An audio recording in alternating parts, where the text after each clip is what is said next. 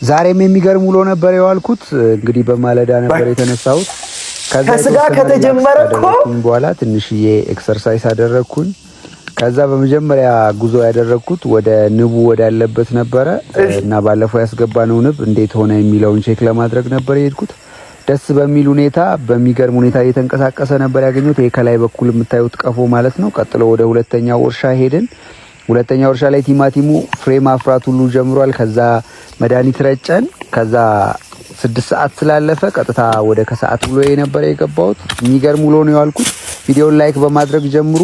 ወዳችኋለሁ። መልካም ቆይታ። ላይክ አድርጉ ቪዲዮውን። እኔ የምለው ቁርሳት በናም እንዴ ቆይ ሁሌ እስከ 6 ሰዓት ይሰራል። ከ6 ሰዓት በኋላ ግን ለ6 ቀን የሚበቃ ምግብ ሰርቶ ይበላል።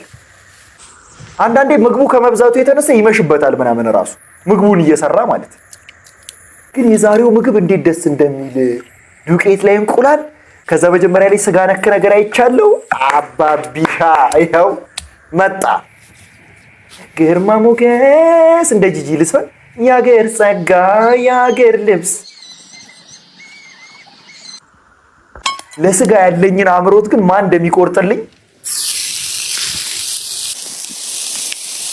እሺ።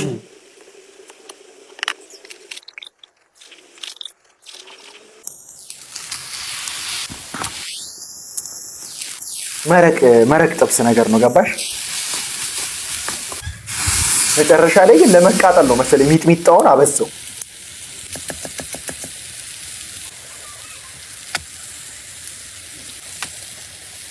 እስኪል እኔ ተምሬያለሁ። በቃ ከዚህ ሁሉ ቪዲዮ በኋላ አንድ ቀን እኔ ራሴ ምግብ እየሰራው አሳያችኋለሁ። በእርግጠኛ ከሱ ያነሳ አልሰራም።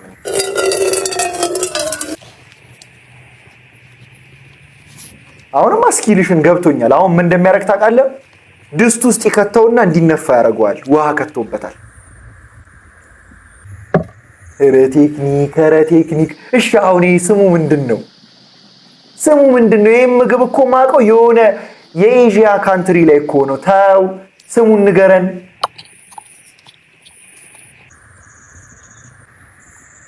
ስጋ ከቶበታል ነበር እንዴ? እንዴት ነው ውስጡ ባዶ የሆነለት ድጋሚ? አይታል ደረት ራሱ አላት እኮ ስፖርተኛ ስለሆነች።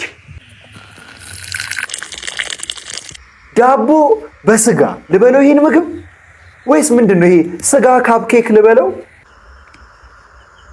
እንዴት ነው የሚያምረው! ኧረ ስጠኝ፣ አንዱን ስጠኝ። ቡርቴ ሳህን አምጪልኝ። አቤት ይመችሽ አባቢሻ።